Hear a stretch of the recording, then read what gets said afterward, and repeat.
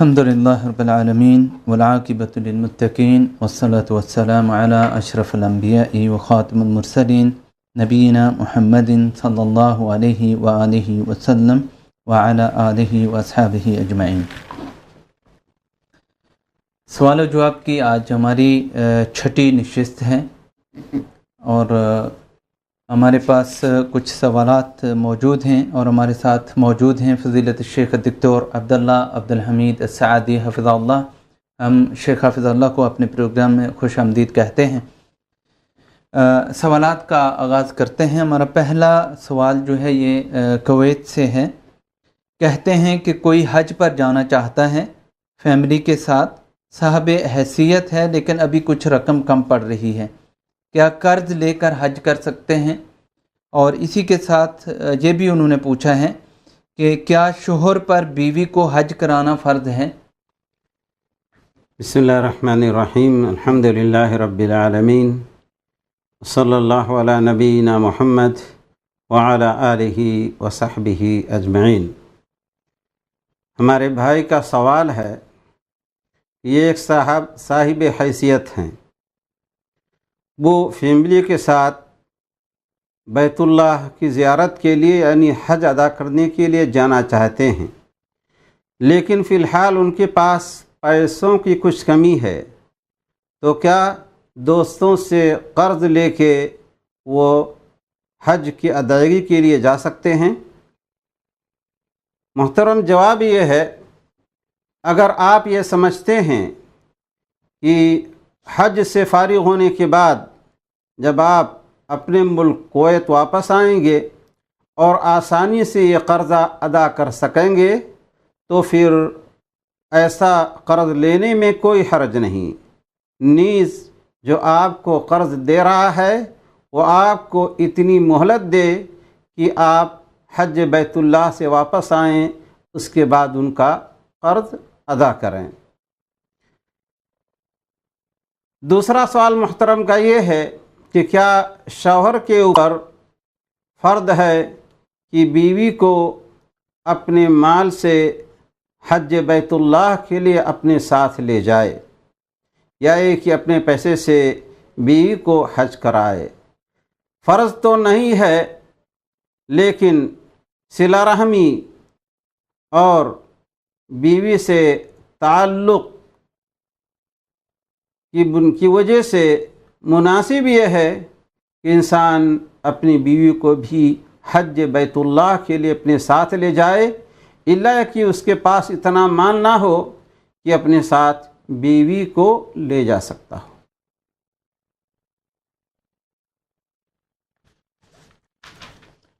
جزاک اللہ خیر۔ دوسرا سوال ہے آج کا کہ کیا قبرستان کی زیارت کے موقع پر سورۃ الفاتحہ یا کوئی اور سورت پڑھ کر صاحب قبر کو بخشنا جائز ہے؟ محترم کا سوال یہ ہے کہ کیا قبرستان کی زیارت کے موقع پر سورہ فاتحہ یا کوئی اور سورت پڑھ کر قبر والوں کو بخشنا جائز ہے؟ پہلی بات یہ ہے کہ قبرستان کی زیارت یہ مسنون ہے۔ رسول اللہ صلی اللہ علیہ وسلم نے ابتدائی اسلام میں اسے منع فرما دیا تھا، لیکن آپ نے پھر یہ فرمایا، کنت نہیتکم عن زیارت القبور الا فزوروها فانها تذکرکم الآخرہ۔ میں نے پہلے تمہیں قبرستان کی زیارت سے منع کیا تھا، لیکن اب حکم دے رہا ہوں کہ قبروں کی زیارت کرو، کیونکہ قبروں کی زیارت یہ تمہیں تمہاری آخرت یاد دلائے گی۔ رسول اللہ صلی اللہ علیہ وسلم نے اس حدیث پاک کے اندر قبرستان کی زیارت کی حکمت بھی ہمیں بتا دی ہے۔ وہاں جا کے آپ یہ سوچیں گے یہ ہمارے خیر و اقارب ہیں، ہمارے بھائی ہیں، ہماری ہی طرح سے مسلمان ہیں، پہلے وہ زمین کے اوپر تھے، آج وہ زمین کے نیچے ہیں، اور ان کے حق میں آپ دعائے مغفرت کریں گے۔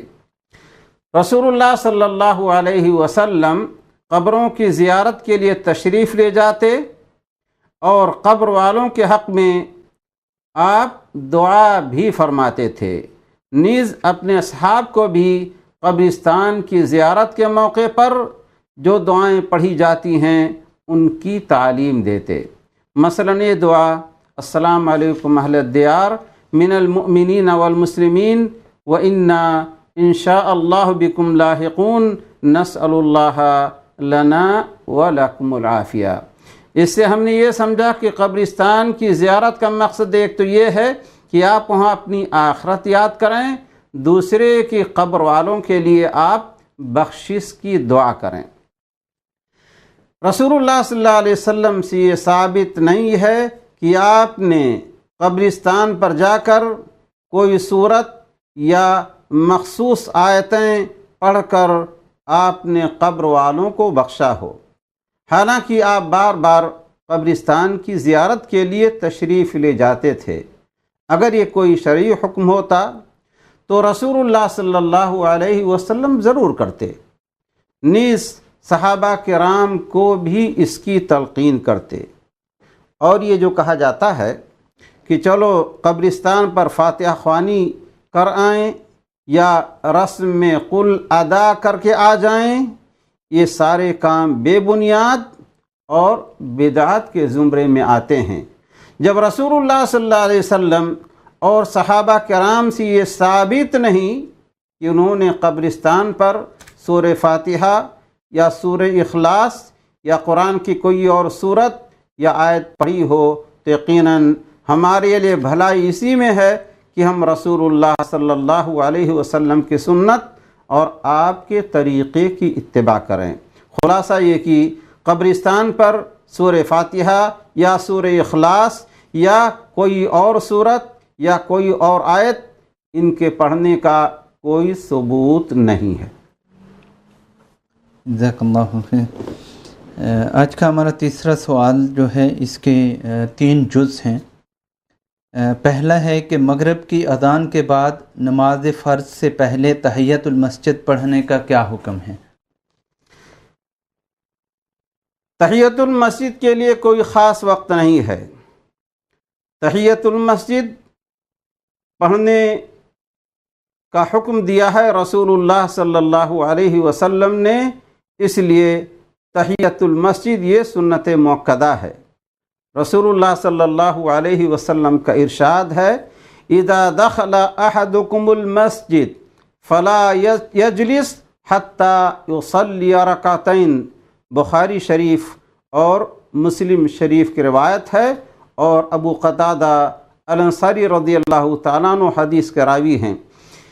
یعنی جب تم میں سے کوئی مسجد میں داخل ہو تو جب تک 2 رکعتیں پڑھ نہ لے وہ بیٹھے نہ۔ بعض لوگ مسجد میں داخل ہونے کے بعد تھوڑی دیر کے لیے بیٹھ جاتے ہیں، پھر سنت پڑھنے کے لیے کھڑے ہوتے ہیں۔ یہ رسول اللہ صلی اللہ علیہ وسلم کے فرمان کے خلاف ہے۔ نیز آپ جب مسجد میں داخل ہوئے اور آپ کو سنت مؤکدہ ادا کرنی ہے، مثلا ظہر کی نماز سے پہلے، اگر آپ نے ظہر کی نماز سے پہلے سنت مؤکدہ ادا کر لی تو یہ آپ کے لیے تحیۃ المسجد بھی ہوگی اور آپ کے لیے سنت مؤکدہ بھی۔ اس طرح سے کوئی آدمی مسجد میں ایسے وقت پر داخل ہوا کہ فرض نماز کی جماعت کھڑی ہے، ظاہر ہے کہ وہ پہلے فرض نماز میں شامل ہوگا، کیونکہ رسول اللہ صلی اللہ علیہ وسلم نے فرمایا ہے اذا اقیمت الصلاۃ فلا صلاۃ الا المکتوبہ، جب فرض نماز کی اقامت کہہ دی جائے تو فرض نماز کے سوا کوئی اور نماز درست نہیں ہے۔ اہم یہ کہ آپ جب مسجد میں داخل ہوں تو کوئی نہ کوئی نماز پڑھیں، یا تو سنت مؤکدہ یا فرض میں شامل ہوں، ورنہ تحیۃ المسجد آپ ضرور ادا کریں، اور اس کا کوئی خاص وقت نہیں ہے۔ اسی کے ساتھ شیخ یہ بھی وضاحت فرما دیجیے گا کہ بہت سارے لوگ جو ہے جمعہ کے خطبہ کے دوران مسجد میں داخل ہوتے ہیں اور داخل ہوتے ہی سیدھے بیٹھ جاتے ہیں۔ محترم کہہ رہے ہیں کہ بعض لوگ جمعہ کے دن دوران خطبہ آتے ہیں اور سیدھے بیٹھ جاتے ہیں۔ مسلم شریف کی روایت ہے حضرت صالح غطفانی رضی اللہ تعالیٰ عنہ مسجد میں آئے، اس وقت جبکہ رسول اللہ صلی اللہ علیہ وسلم خطبہ دے رہے تھے، اور آتے ہی وہ بیٹھ گئے۔ رسول اللہ صلی اللہ علیہ وسلم نے ان سے پوچھا کہ کیا تو نے تحیۃ المسجد پڑھ لی ہے؟ انہوں نے کہا نہیں۔ رسول اللہ صلی اللہ علیہ وسلم نے فرمایا اٹھو 2 رکعتیں ادا کر لو اور ان میں تخفیف یعنی انہیں ہلکی ہلکی پڑھو۔ تو گویا خطبہ کے دوران بھی اگر کوئی آدمی باہر سے مسجد میں داخل ہو تو ضروری ہے کہ وہ بھی تحیۃ المسجد پڑھنے سے پہلے نہ بیٹھے۔ اگلا سوال جو ہے وہ بھی اسی تیسرے سوال کا حصہ ہے کہ کیا مغرب کی اذان کے بعد فرض نماز سے پہلے 2 رکعات نفل ادا کر سکتے ہیں جیسا کہ آج کل مساجد میں دیکھا جاتا ہے؟ سوال یہ ہے، محترم پوچھ رہے ہیں کہ کیا مغرب کی اذان کے بعد فرض نماز سے پہلے 2 رکعات نفل ادا کر سکتے ہیں جیسا کہ آج کل ہمارے یہاں مسجدوں میں دیکھا جاتا ہے؟ جواب یہ ہے کہ مغرب کی اذان کے بعد فرض نماز سے پہلے 2 رکعات سنت پڑھنا جائز اور مشروع ہے، اور رسول اللہ صلی اللہ علیہ وسلم نے اس کا حکم دیا ہے۔ چنانچہ بخاری شریف کی روایت ہے، حدیث کے راوی ہیں عبداللہ المزنی رضی اللہ تعالیٰ عنہ، کہتے ہیں کہ رسول اللہ صلی اللہ علیہ وسلم نے فرمایا صلو قبل صلاۃ المغرب، صلو قبل صلاۃ المغرب ثم قال فی الثالثہ لمن شاء، مغرب کی نماز سے پہلے پڑھو، مغرب کی نماز سے پہلے پڑھو۔ ظاہر ہے کہ وہ 2 رکعتیں سنتیں ہی ہوں گی۔ تیسری بار رسول اللہ صلی اللہ علیہ وسلم نے فرمایا کہ جو چاہے وہ پڑھے۔ اور صحابہ کرام مغرب کی اذان کے بعد اقامت سے پہلے 2 رکعت سنت پڑھنے کے لیے کھمبوں کی طرف تیزی کے ساتھ بڑھتے تھے۔ رسول اللہ صلی اللہ علیہ وسلم انہیں دیکھتے، آپ نہ تو انہیں منع کرتے اور نہ تو رسول اللہ صلی اللہ علیہ وسلم سے اس طرح کا کوئی ثبوت ہے، بلکہ بخاری شریف کی جو حدیث ہے صلو قبل المغرب وہ اس بات کی تائید کرتی ہے کہ مغرب کی فرض نماز سے پہلے 2 رکعت سنت پڑھنی جائز ہے۔ ایک اور روایت ہے کہ اللہ کے رسول علیہ الصلاۃ والسلام کے زمانے میں مؤذن اذان دیتا تھا مغرب کی نماز کے لیے۔ اللہ کے رسول علیہ الصلاۃ والسلام کے صحابہ جو کبار صحابہ تھے وہ تیزی کے ساتھ کھمبوں کی طرف دوڑتے اور مغرب کی نماز سے پہلے 2 رکعتیں ادا کرتے۔ راوی کہتے ہیں کہ یہاں تک جب کوئی اجنبی آدمی اگر باہر سے آتا تو یہ سمجھتا کہ فرض نماز ختم ہو گئی ہے، لوگ اب مغرب کی نماز کے بعد والی سنتیں ادا کر رہے ہیں، حالانکہ وہ اذان کے بعد فرض کی نماز سے پہلے 2 رکعت سنتیں پڑھا کرتے تھے۔ اس سے معلوم ہوا کہ مغرب کی اذان کے بعد فرض نماز سے پہلے 2 رکعتیں پڑھنا یہ مسنون ہے۔ جزاک اللہ خیر۔ یہ تیسرے سوال کا تیسرا جز ہے، کیا یہ جائز ہے کہ انسان فجر کی نماز پڑھ کر مسجد میں بیٹھا رہے پھر آفتاب کے طلوع ہونے کے بعد چاشت کی نماز پڑھ کر نکلے؟ آفتاب طلوع ہونے کے بعد ایک نیزہ کے برابر اگر سورج بلند ہو جائے تو صلاۃ الضحیٰ یعنی چاشت کی نماز کا وقت شروع ہو جاتا ہے، اور ظہر کی اذان سے کچھ دیر پہلے تک رہتا ہے، اور سب سے افضل وقت یہ ہے جب دھوپ خوب تیز ہو جائے۔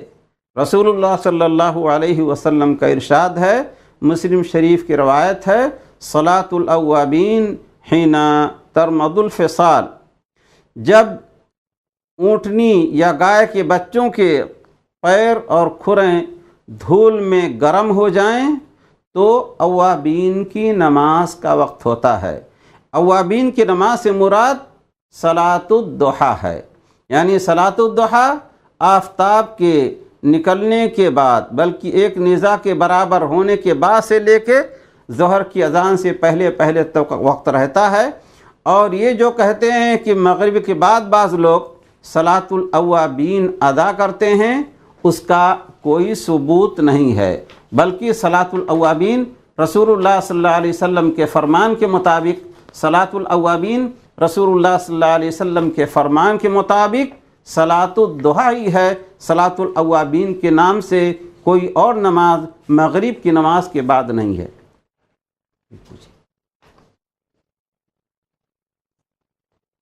جزاک اللہ خیر۔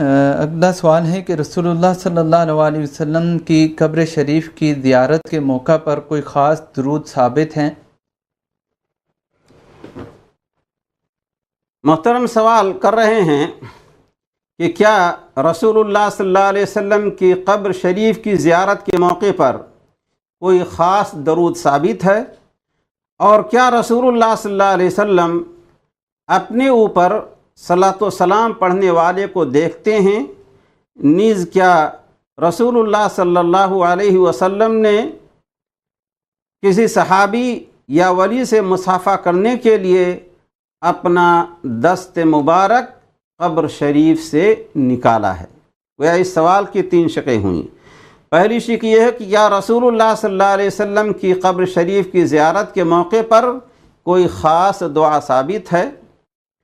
جواب یہ ہے کہ ہماری معلومات کی حد تک رسول اللہ صلی اللہ علیہ وسلم سے اس سلسلے میں کوئی خاص درود ثابت نہیں ہے۔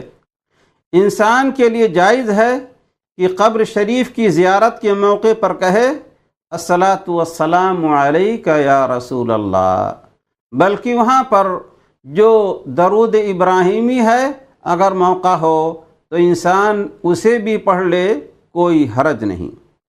چنانچہ حضرت عبداللہ بن عمر رضی اللہ تعالیٰ عنہما سے ثابت ہے کہ جب وہ کہیں سفر پر جاتے یا سفر سے آتے تو روض اطہر کی زیارت کے لیے جاتے اور وہاں جا کے کہتے السلام علیک یا رسول اللہ، السلام علیک یا ابا بکر، السلام علیک یا ابتا۔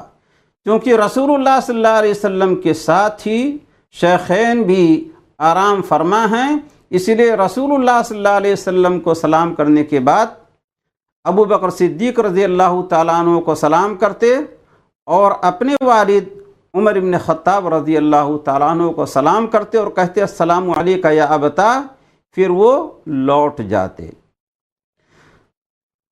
قرآن و دوسرے شق کا جواب یہ ہے، قرآن و حدیث سے اس کا کوئی ثبوت نہیں کہ نبی صلی اللہ علیہ وسلم اسے دیکھتے ہیں جو آپ کی قبر شریف کی زیارت کے لیے وہاں جاتا ہے۔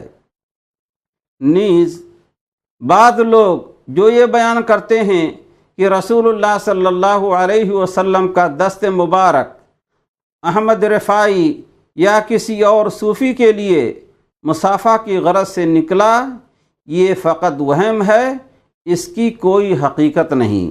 ہمیں افسوس کے ساتھ کہنا پڑتا ہے بعض معروف و مشہور کتابوں کے اندر ایسی بے بنیاد باتیں لکھ دی جاتی ہیں کہ احمد رفاعی جب رسول اللہ صلی اللہ علیہ وسلم کی قبر شریف کی زیارت کے لیے آیا تھا تو اس نے وہاں پر یہ قصیدہ پڑھا تھا۔ اس کا مطلب یہ تھا کہ میں جب مصر میں تھا، اللہ کے رسول علیہ السلام جب میں مصر میں تھا تو وہاں سے اپنی روح آپ پر سلام پڑھنے کے لیے بھیجا کرتا تھا، اب میں خود آ گیا ہوں، دست مبارک نکالیے میں مصافحہ کر لوں۔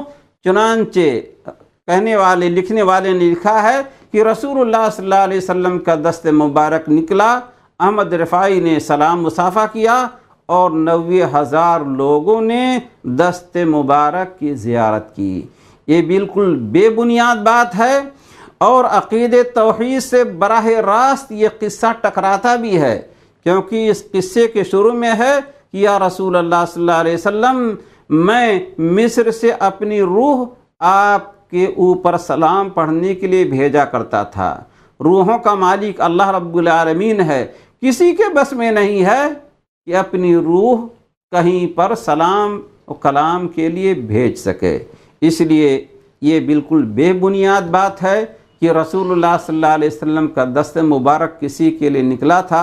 حضرت عائشہ رضی اللہ تعالیٰ عنہ اسی حجرے میں موجود تھیں، کبھی بھی رسولullah صلی اللہ علیہ وسلم کا دست مبارک ان کے لیے نہیں نکلا، نہ صدیق کے لیے، نہ فاروق کے لیے، اور نہ صحابہ کرام کے لیے۔ اللہ کے رسول علیہ السلام کا دست مبارک نکلے بھی یہ ایک صوفی سے مصافحہ کرنے کے لیے، یہ انتہائی عجیب بات ہے۔ اللہ رب العالمین ہمارے عقائد اور اعمال کی اصلاح فرمائے۔ آمین، جزاک اللہ خیر و احسن الجزا۔ سوالات بھیجنے سے ہچکچائیے مت، آگے رمضان آ رہا ہے تو بہتر ہے کہ رمضان سے متعلق جو ہے سوالات بھیجے جائیں تاکہ رمضان کے فضائل اور مسائل جو ہے انہیں سمجھنے میں آسانی ہو۔